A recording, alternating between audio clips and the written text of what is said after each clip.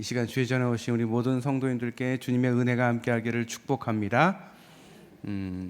제가 송구영신 예배를 통해서 또 신년 예배를 통해서 우리 새벽 예배 많은 성도들이 함께 기도하면 좋겠다. 지금의 위기를 돌파할 수 있는 길은 기도다. 그리고 이 교회는 기도하는 집이다라고 말씀을 드렸습니다. 그랬더니 우리 성도님들께서 많이 새벽에 나와 주셨어요. 그래서 내가 너무도 기쁘고 또 감사하고 또 기도의 동역자가 이렇게 많이 함께 새벽을 깨우며 기도할 수 있어서 너무 기쁩니다. 더 많은 분들이 새벽을 깨우며 일주일에 한 번이라도 새벽을 깨우며 하나님 앞에 함께 기도하면 더 좋을 것 같습니다.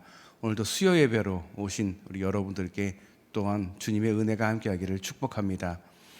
오늘은 출애굽기 말씀인데요. 벌써 제가 2020년 2월 출애굽기 12장을 설교한 지 벌써 몇 년이 지났습니다. 참 시간이 참 굉장히 빠른 것 같습니다. 근데 제가 출애굽기 12장까지 말씀을 했고요. 오늘부터는 또 13장부터 출애굽기를 함께 보도록 하겠습니다. 이 히브리인들은 출애굽을 할 때에 결코 어느 날 갑자기 출애굽을 하게 된 것이 아니었습니다. 또 자기들의 힘만 가지고 이루어진 것도 아니었습니다. 처음 계획 때부터 실제로 출애굽이 이루어질 때까지 모든 과정이 하나님의 뜻에 의한 것이었습니다. 먼저는 하나님께서 종살이로 힘들어하는 그 히브리인들의 고통을 들으셨습니다. 그 다음 출애굽의 계획을 세우시고 이 계획을 직접 실행할 일꾼으로 모세를 부르셨습니다. 애굽의 바로 왕이 히브리인을 출애굽하라고 모세를 통해서 지시를 했지만 거절을 하자 가혹한 재앙을 내리신 것도 하나님이셨습니다. 이렇게 해서 히브리인은 애굽의 종살이에서 해방되었습니다. 그런데 히브리인의 구원과 해방을 위한 하나님의 계획은 이것으로 완성되지 않았습니다. 출애굽기 3장 8절을 보시면 내가 내려와서 그들을 애굽인의 손에서 건져내고 그들을 그 땅에서 인도하여 아름답고 광대한 땅, 젖과 꿀이 흐르는 땅, 곧 가나안 족속, 헷 족속, 아모리 족속, 브리스 족속, 히위 족속, 여부스 족속의 지방에 이르려 하노라. 이 말씀에 따르면 하나님께서는 히브리인들을 애굽의 종살이에서 구원하시는 것으로 그치시지 않고 약속의 땅으로 인도하신다고 했습니다. 그러니 하나님께서 계획하신 구원의 그 완성된 것은 히브리인들이 약속의 땅에 정착한 다음에 이것이 완성되는 것이었습니다. 출애굽은 약속의 땅을 향한 출발점의 시작점, 오늘 내용들은 바로 그런 시작점의 부분입니다. 그런데 오늘 말씀 18절을 보면 하나님께서 이 출애굽한 이 히브리인들을 곧바로 약속의 땅으로 인도하시지를 않고 계십니다. 40년 동안 광야 생활을 거치게 하셨습니다. 광야는 말 그대로 사람이 살 수 없는 지역입니다. 사람이 정말 한 시간도 아니 단 몇 분도 버티기가 힘든 곳이 이 사막입니다. 그리고 광야입니다. 히브리인들은 지금도 애굽의 종살이로 힘든 그 삶을 생각하면서 성 밖에 나와서 초막을 짓고 그 옛날 생각을 하고 있습니다. 그럴 때도 오랜 기간 동안 있지는 않습니다. 그만큼 광야와 이 도시에 떨어진 지역들은 사람이 살기가 녹록지 않습니다. 그러니 우리가 생각하는 것 이상으로 그들은 많은 고통과 어려움을 겪었습니다. 곧바로 약속의 땅으로 인도하셔야 될 것이 마땅함에도 불구하고 하지만 하나님께서는 이 히브리인들을 바로 젖과 꿀이 흐르는 가나안 땅으로 인도하시지를 않으셨습니다. 40년 동안 힘든 광야 생활을 거치게 하셨습니다. 도대체 그 이유가 무엇일까?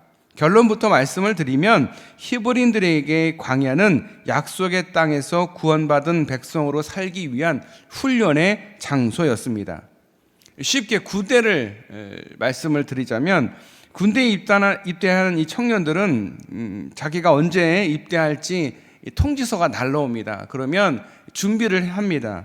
그리고 들어갈 날이 거의 되면 머리를 다 밀고 들어갑니다. 또 훈련소에 들어간 첫날 군복을 배급을 받습니다. 그러면 그때부터는 진짜 군인 신분이 되기 때문에 그때부터는 조교들도 눈빛도 달라지고 말과 태도가 완전히 달라집니다. 그러니까 사복을 입었을 때랑 군복을 입었을 때의 군인들, 상급자들의 태도가 완전히 180도 달라집니다. 군복을 입게 되면 그냥 입게 되는 게 아니고 복장 가운데 특별히 계급이 표시되어 있지 않습니다. 그래서 훈련병들은 꼭 조교가 한 명씩 따라다닙니다. 뭐 어떤 일을 할지 모르기 때문에, 또 어디를 갈지를 모르기 때문에. 다시 말해서 아직 정식 군인이 아닌 것입니다. 군복을 입긴 입었지만 정식 군인은 아닙니다. 정식 군인으로서 이등병 첫 번째 작대기 하나를 다루려고 하면 최소한 4주간의 훈련을 받아야 됩니다. 뭐 이게 4주간 훈련이 체육시간, 생각을 해보면 아침부터 저녁까지 체육시간이라고 생각하면 돼요. 우리가 보통 중학교나 고등학교 때 학교 다닐 때 체육시간 1시간 정도 하잖아요, 하루에. 아니면 일주일에 한 2번 정도 체육시간을 하는데 제 기억으로는 그랬던 것 같아요. 아침에 눈 떠서부터 잘 때까지 체육시간이 계속된 것 같았어요. 굉장히 힘든 또 혹독한 훈련들을 시킵니다. 뭐 산행을 시키기도 하고요. 연병장을 몇 바퀴 돌게 시키기도 합니다. 그리고 멀리 군대 이동, 아니면은 뭐 진지를 쌓는다든가 뭐 여러 가지 훈련이 많이 있습니다. 또 특별한 기술들이 필요한 경우에는 이등병이 된 후는 더 많은 시간 동안 그 기술에 맞는 또 훈련을 받아야 합니다. 직장에 취업하는 경우도 마찬가지입니다. 입사시험에 합격을 했다고 해서 바로 실전에 투여되는 게 결코 아닙니다. 입사시험에 합격하면 처음 직장에 들어간 사람은 아무리 학교 성적이나 입사 성적이 좋다 한들 바로 일에 투입되는 것이 아니라 수습이라고 해서 일정 기간 동안 훈련을 받습니다. 그렇게 받은 후에 일을 하게 됩니다. 특히 중요한 역할을 해야 할 사람일수록 더 엄격한 훈련을 거치게 됩니다. 히브리인이 광야 생활을 거쳐야 하는 이유도 바로 여기에 있습니다. 그들은 분명히 6월절 출애굽을 통해서 더 이상 애굽의 종살이를 하지 않게 되었습니다. 하지만 그들의 생각과 그들의 말과 그들의 문화와 그들의 행동은 여전히 노예 생활을 벗어나지 못하는 경우가 너무나 많았습니다. 그러니 이런 생활 방식을 달리 새 사람으로 완전히 리빌딩, 새롭게 변화가 되어야 됩니다. 그러기 위해서 약속의 땅에 들어가기 위해서 구원받은 백성이 되기 위해서 훈련이 필요했던 것입니다. 히브리인들에게 이 광야 생활이 필요한 이유가 바로 여기 있었습니다. 히브리인들이 그야말로 약속의 땅에서 구원받은 백성으로 살기 위해서는 종살이를 통해서 온몸에 있는 그 노예 근성, 그것들을 다 벗어버려야만 합니다. 그러기 위해서 광야의 생활에 훈련이 필요했던 것입니다. 그것을 통해서 생각하고 말하고 행동하는 생활 방식까지 모두가 달라져야 했습니다. 물론 그렇다고 해서 하나님께서 히브리인들만 광야 생활을 하게 한 것이 아니었습니다. 하나님께서 저 멀리 하늘에서 히브리인들 이 광야 생활하면서 고생하는 것을 즐기거나 이렇게 관전하셨던 것이 아닙니다. 오늘 말씀 21절 22절을 보시면 뭐라고 되어 있습니까? 히브리인들을 애굽에서 구원하신 하나님께서는 그들의 광야 생활을 친히 구름 기둥과 불 기둥으로 인도하셨다라고 되어 있습니다. 이 구름 기둥과 불 기둥은요, 하나님의 임재를 뜻합니다. 다시 말해서 하나님께서 멀리서 그냥 그래 너희를 이렇게 이런 루트로 이렇게 여행 가면 광야를 이렇게 거치면 너 가나안 땅 갈 거야 이렇게 뭐 지도 보여주고 가라고 시키는 그런 뭐 선생님이나 이런 역할이 아니라 이스라엘 백성들과 함께 하셨다라는 거예요. 하나님의 임재가 항상, 그래서 하나님의 임재가 있을 때는 쉬었다가 다시 움직이는, 성막이 움직이는 것은 다 구름 기둥과 불 기둥이 움직이는 것에 따라서 성막도 같이 움직였습니다. 하나님이 결단코 이스라엘 백성들이 고생할 때에 어디 가서 이렇게 낮잠 주무시거나 팔짱 끼고 계시는 분이 아니셨다라는 것입니다. 사실 히브리인들의 광야 생활은 결코 순탄하지가 않았습니다.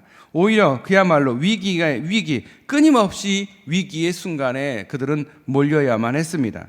당장 14장을 보시면 히브리인들이 어떤 위기를 겪게 됩니까? 히브리인들은 출애굽을 분명히 했지만 바로 왕이 애굽에 재앙을 내신 하나님께 굴복을 하기는 했습니다. 그런데도 5절을 보면 바로 왕과 신하들이 출애굽한 히브리인들을 어떻게 대하고 있느냐, 그 사이에 마음이 바뀌어서 자기들이 하나님께 굴복한 것은 생각지도 않고 히브리인들이 도망갔다라고 간주했습니다. 노예가 도망가면 어떻게 돼요? 주인이 쫓아갑니다. 우리는 그 조선시대의 추노라고 해서 그 드라마로 나왔죠. 노비를 추격하는, 인정사정 없이 막 쫓아가는 그런 내용이 있는 것처럼 애굽 사람들이 이 도망간 노예들을 잡겠다라고 생각하고 눈에 불을 켜고 내린 조치가 7절에 나오는 애굽의 모든 병거를 동원해서 히브리인들을 추격했던 것입니다. 이 병거라고 말하면 지금으로 말하면 탱크, 그냥 뭐 쫓아간 게 아닙니다. 그냥 정말 죽일 기세로 쫓아가는. 물론 히브리인들도 이 소식을 듣게 됩니다. 더구나 그들 지금 앞에 있는 것은 홍해입니다. 홍해가 가로막고 있습니다. 앞으로 가면 홍해에 빠져 죽게 생겼고, 뒤로 가면 쫓아오는 그 애굽 군대에게 잡혀가서 다시 노예가 되거나 아니면 반쯤 죽을 수 있다라는 것. 정말 앞으로 나갈 수도 없고 뒤로도 물러설 수 없는 처지가 되고 말았습니다. 그러자 히브리인들은 어떤 태도를 취했습니까? 10절을 보시면 심히 두려워하여 하나님께 부르짖었다라고 되어 있습니다. 히브리인들은 광야 생활에서 바로 이런 훈련을 해야 했습니다. 하나님의 자녀로서 구원받은 백성은 아무리 어려운 그 상황이 닥치더라도 하나님을 바라보고 하나님께 도우심을 구하고 간구하는 삶을 살아야 했기 때문에 하나님께서 그렇게 하신 것입니다. 그런데 11절, 12절을 보시면 히브리인들은 아직 이런 훈련이 더 필요했습니다. 왜냐하면 하나님께 도우심을 간구했다면 하나님께서 보내신 모세도 끝까지 믿고 신뢰해야 할 텐데 히브리인들은 그러지를 못했습니다. 오히려 모세에게 뭐라고 했습니까? 애굽에 매장지가 없어서 자기들을 이 땅에서 죽게 하느냐고, 이렇게 광야에서 죽을 바에는 애굽 사람들을 섬기는 것이 다 더 낫겠다고 온갖 불평을 늘어놓았습니다. 노예와 같은 생활 방식을 버리지 못하고 있었다라는 단편적인 예입니다. 노예 생활이 더 편했다, 더 좋았다. 왜 그렇습니까? 그게 바로 노예 근성입니다.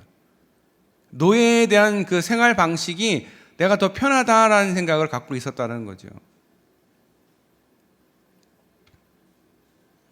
그러기에 모세는 히브리인들에게 뭐라고 합니까? 오직 하나님을 신뢰하라고 촉구하는 13절 말씀을 합니다.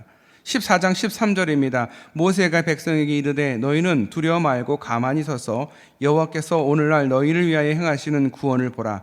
너희가 오늘 본 애굽 사람을 또 다시는 영원히 보지 못하리라. 아멘.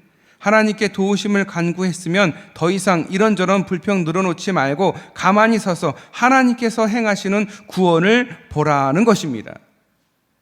우리가 하나님께 기도합니다. 하나님, 이게 어렵고요, 이게 하나님의 도우심이 필요하고요, 이렇게 하나님께 간구한 다음에 뭐를 해야 됩니까? 기다려야 합니다. 잠잠히 기다려야 합니다. 그것도 믿음입니다.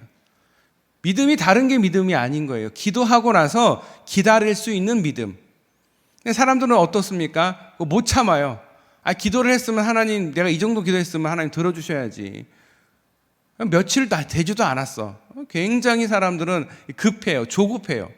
근데 이상하게 하나님은 여유가 항상 있으신 것 같아요. 그러니까 하나님께 기도하고 기도 응답을 받으려면 뭘 해야 됩니까? 기다려야 됩니다. 그냥 기도하고 그냥 쌩하고 가르치는 분들이 많아요. 근데 더 중요한 거는 기도한 다음에 하나님이 주시는 영감, 하나님이 주시는 은혜를 기다려야 돼요. 기다리는 시간도 필요한데 사람들은 그냥 자기 얘기만 실컷 얘기하고 그냥 가버리는 경우가 훨씬 많습니다. 그래놓고 내가 기도했다, 내가 실컷 기도했다 이렇게 생각을 해요. 그런데 기다릴 수 있어야 돼요. 듣는 기도가 다른 게 아니고요, 기다리는 게 듣는 기도예요. 새벽에 열심히 기도합니다. 그러면 그 다음에는 기다려야 됩니다. 하나님께서 무슨 말씀을 하시는지.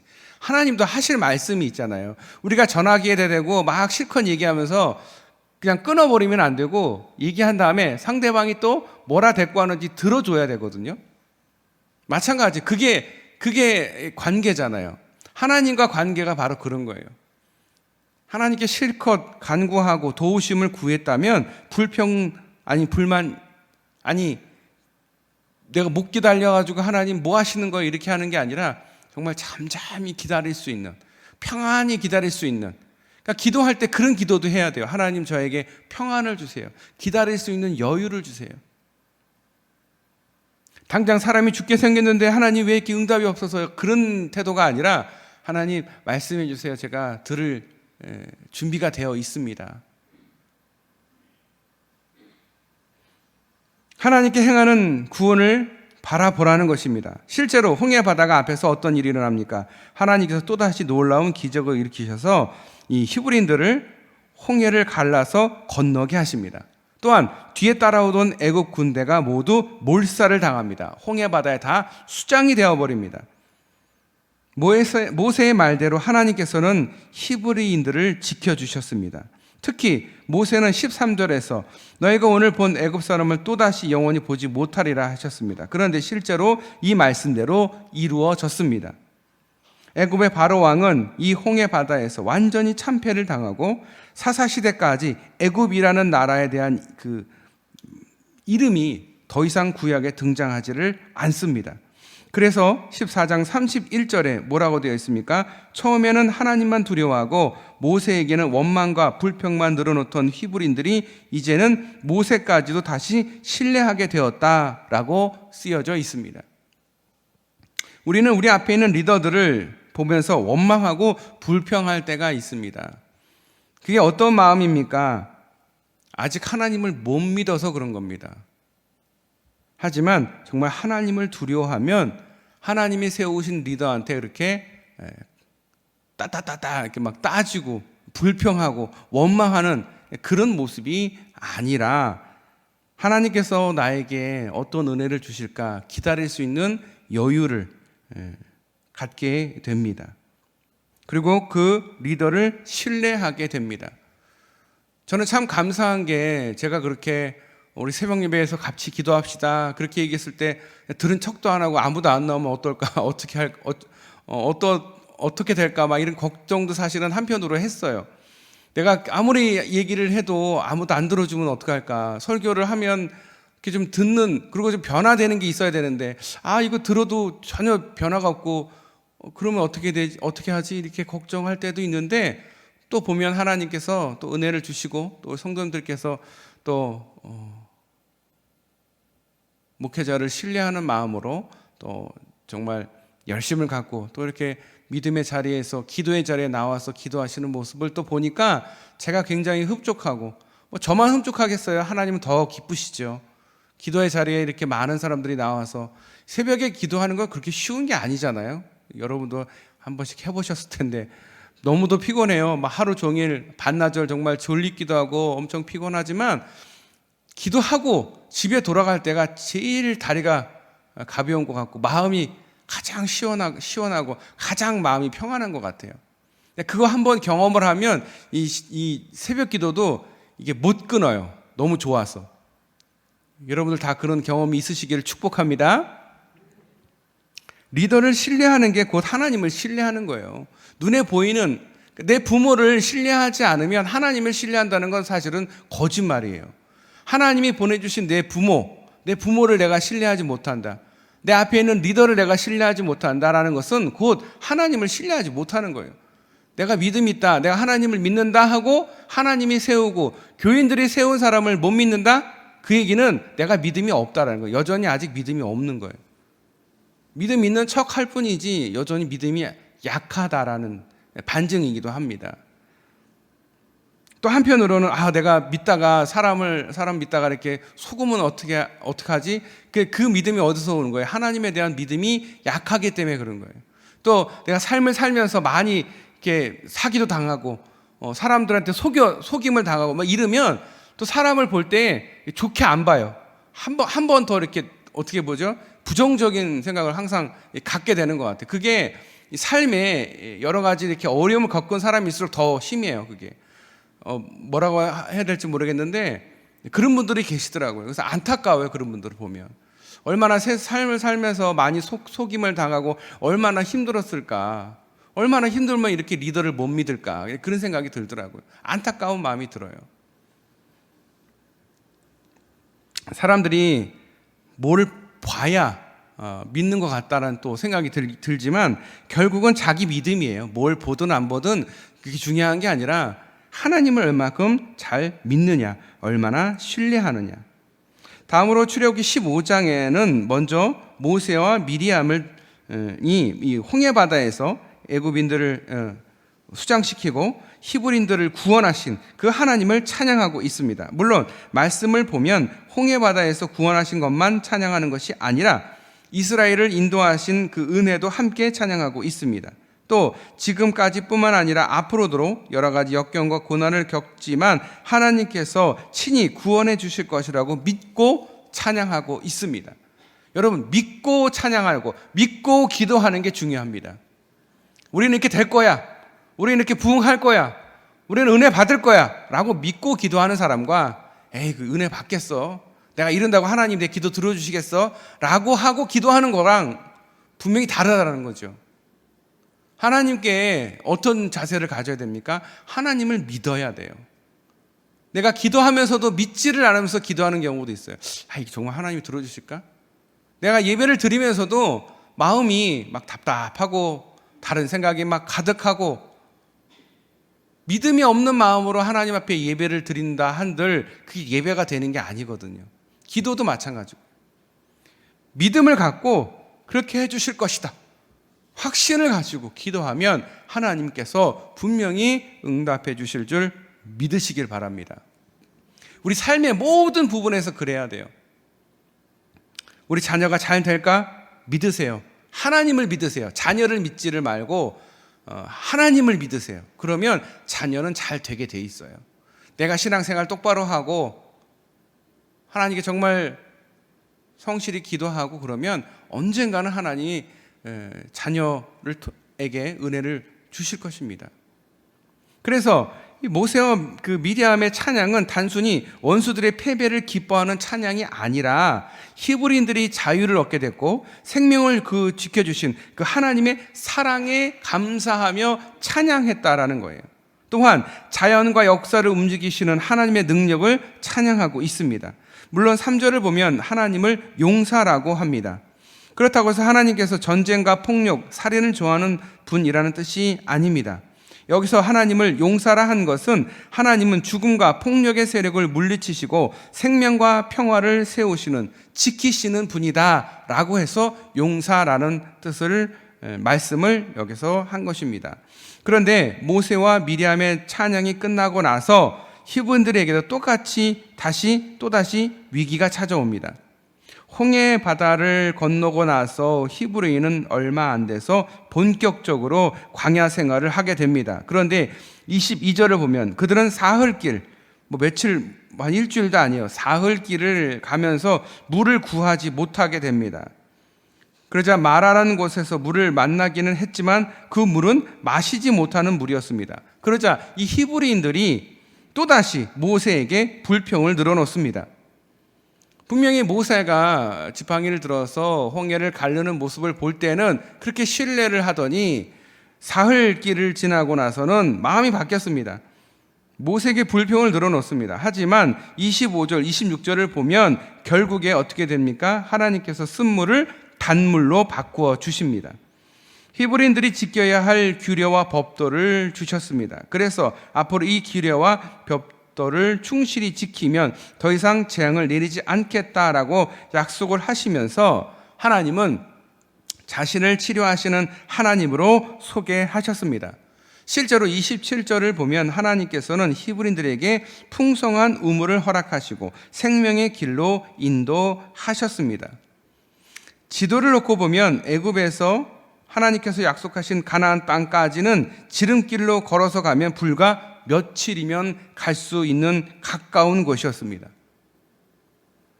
하지만 히브리인은 출애굽 이후에 곧바로 약속의 땅에 들어가지를 못하고 40년 동안 험난한 광야 생활을 거쳐야 했습니다. 물론 광야 생활은 결코 평탄한 것이 아니었습니다. 말 그대로 위기와 고난의 연속이었습니다. 근데 여러분 생각해 보세요. 여러분의 인생이 어떻습니까? 바로 축복의 천국으로 갑니까? 아니죠. 우리의 삶이 바로 광야 생활입니다. 물론 삶을 살면서 편하게 여생을 보내는 분들도 있겠지만 하루하루 살아가는 게 전쟁 같고 어떤 분들은 지옥 같다라고 말씀하시는 분들도 계셔요. 왜 그렇습니까? 천국 시민이 되기 위해서 광야에서 훈련받고 있는 겁니다. 그렇게 받아들이면 삶이 훨씬 더 어떻습니까? 편합니다. 왜? 하나님이 부르기둥과 부름기둥으로 지켜주시니까. 하나님이 멀리 계시는 게 아니니까. 내가 지금 나 혼자 지금 가시밭길을 걷고 있는 게 아니라는 사실을 알기 때문에 내가 지금 지옥에 와 있는 게 아니라 광야 생활을 하고 있다. 내가 훈련받고 있다. 어떤 분들은 병을 알면 제가 죄를 지어서 이렇게 병을 앓고 이렇게 자식이 잘 안 되고 이렇게 다 제 죄 때문입니다. 그렇게 말씀하시는 분들도 계셔요. 물론 그것 때문일 수도 있겠지만 저는 그것보다 광야 생활이기 때문에 그럴 수 있다라고 생각이 돼요. 광야는요 아무것도 없다라고 생각하면 돼요. 우리가 태어날 때 뭐 들고 태어난 사람 아무도 없잖아요. 그렇죠? 하나님이 주시는 거예요. 하나님이 안 주시면 못 사는 거예요. 그러니까 우리 삶과 우리의 건강과 우리의 자녀 다 마찬가지라는 거예요. 하나님이 주셨기 때문에, 하나님이 선물로 주셨기 때문에 내가 이렇게 산다는 것이죠. 하지만 그 광야 생활, 그 험난한 생활, 나 혼자 가는 게 아니라는 사실을 여러분 다시 한번 기억하시기를 바랍니다. 하나님께서 저 멀리서 계신 것 같지만 여전히 하나님은 우리 삶에 함께 하시고 여전히 우리 가까이 임재하셔서 우리와 함께 하십니다. 새벽에 제가 기도할 때마다 항상 이렇게 말씀을 드려요. 이렇게 기도해요. 우리 모두가 하나님과 동행했으면 좋겠다. 근데 정말 하나님은 우리와 동행하시거든요. 그런데 그 동행하는 걸 못 느끼면 불안한 거야, 사람이. 하나님 정말 나하고 동행하는 건가? 하나님 나하고 동행 안 하시면 어떡하지? 근데 여러분, 하나님 우리와 동행하셔요. 그걸 믿어야 돼요. 그게 믿음이에요.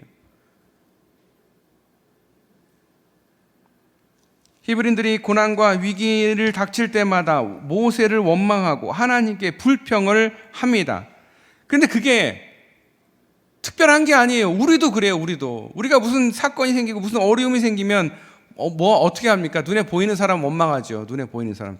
누구든지 걸려봐. 내가 원망할 테니까. 막 그런 자세로 막 원망을 해요. 못할 말을 막 해요. 그게 가족이면 또 가족한테도 상처를 줍니다. 그러면서도 결국은 하나님께 말합니다. 하나님 무심하시지. 하나님 뭐 하시는 거냐고. 그런 사람들 많아요. 내가 원하는 학교를 시험을 봤는데 학교가 안 됐어. 그럼 막 하나님 원망하는 거야. 그런데 생각해보면 자기가 하나님한테 얼마나 뭘 했다고. 아무것도 안 했어.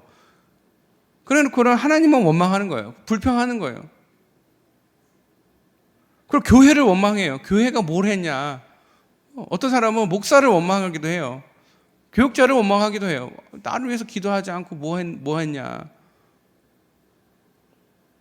하지만 히브리인들은 이 험난한 광야 생활을 통해서 그야말로 하나님의 백성답게 변화되어 갔습니다. 광야는 그들에게 훈련과 연단의 장소였던 것입니다. 근데 여러분, 안타까운 것은 결국은 그 불평과 불만이 어떻게 돼요? 광야에서 그들을 다 죽게 만듭니다. 1세대는 다 광야에서 40년 동안 빙글빙글 돌다가 다 거기서 장례를 지내게 됩니다.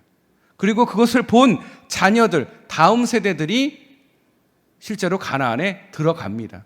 모세도 못 돌아갑니다. 우리가 이것을 보면서 깨달아야 됩니다. 내가 지금 광야 생활을 하고 있으면서도 말로 은혜를 까먹는 일이 없는가? 내가 말로 하나님께 불평하고 있지는 않는가? 모세를 원망하듯이 교회를 원망하고 교육자를 원망하고 목사를 원망하고 내 가족을 원망하고 있지 않는지 되돌아봐야 합니다. 결국 그들은 훈련을 받다가 그곳에서 그냥 죽을 수밖에 없게 됩니다. 그 말 한마디 때문에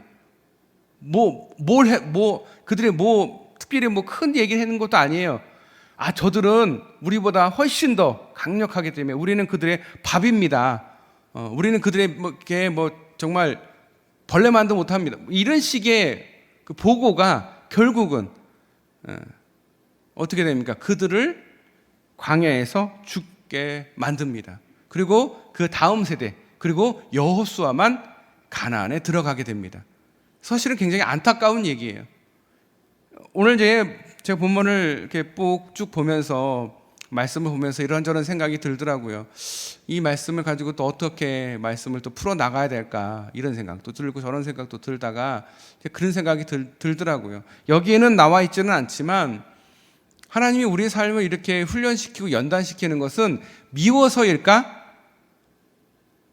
사랑해서라고 생각이 돼요. 그러니까 하나님 나라에 다시 이제 와야 되는데, 천국 백성으로 다시 와야 되는데, 이 세상에 물들어서 결국은 혹여라도 지옥에 가지 않을까라는 걱정 때문에 우리에게 연단과 시험과 유혹이 있지만 잘 견뎌내고 다시 천국에 오기를 기다리는 하나님의 마음이 있지 않는가. 그리고 그 상황에서 하나님께서 내버려 두는 것이 아니라 부름 기둥과 불 기둥으로 이스라엘을 지키셨듯이, 히브리인들을 지키셨듯이 우리를 하나님께서 지키고 계시는구나 라는 그런 생각들을 하게 되었습니다. 히브리인에게 약속의 땅과 광야는, 그리고 그리스도 안에 있는 그 부활과 십자가, 그래서 히브리인들이 약속의 땅에 들어가기 위해서 광야를 지나야 했다면 우리 그리스도인들은 부활에 참여하기 위해서 십자가의 고난을 거쳐야 합니다. 고난을 거쳐야 합니다. 십자가를 져야 합니다. 한 번도 십자가를 안 짚고 하나님께 간다는 것은 그리스도인이 아닙니다. 종교인입니다. 그런데 실제로 어떻습니까? 히브리인들은 광야의 고난이 힘들다고 약속의 땅을 바라보지 못하고 또다시 애굽을 가고 싶어 했습니다. 그런데 우리에게도 그런 모습이 있지는 않았는지요? 옛날의 모습으로 다시 돌아가고 싶은 마음이 있지는 않는지요? 십자가의 고난이 감당이 벅차다고 부활의 소망조차 잃어버리고 살지는 않는지요? 아니, 십자가의 고난을 거부하면서 부활의 소망만 바라보고 있지는 않는지요? 광야를 거치지 않고는 약속의 땅에 갈 수 없다라는 사실, 우리 역시 마찬가지로 십자가가 없이는 부활에 참여할 수 없다라는 사실, 내가 죽지 않고는 내가 부활에 참여하지 못한다는 사실, 우리 모두 십자가에 참여하는 믿음으로 부활의 소망을 품고 살아가는 저와 여러분 되시기를 축복합니다. 기도하겠습니다. 아버지, 감사합니다. 우리 사랑하는 성도님들, 오늘 또 수요 예배로 나와 또 주님 앞에 기도하며 주님 앞에 예배드립니다.